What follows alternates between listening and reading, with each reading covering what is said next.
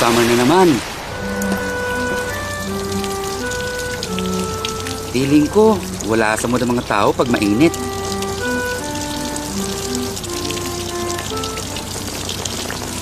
Actually, di naman talaga ganun kainit eh.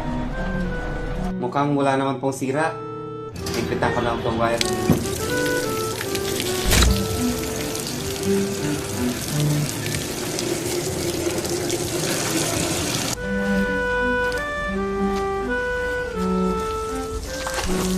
Pasok ng lunch break. Hindi ka pa kakain?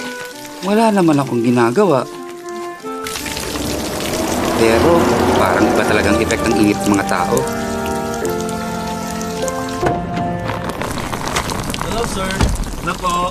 Kaya nag-grab car ako. Hindi rin madaling magluto pag summer.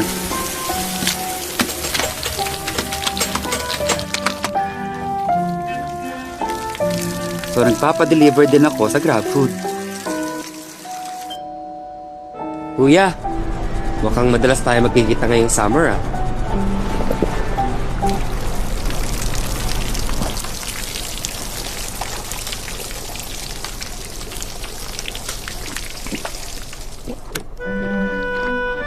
Actually, di naman talaga ganun kainit eh.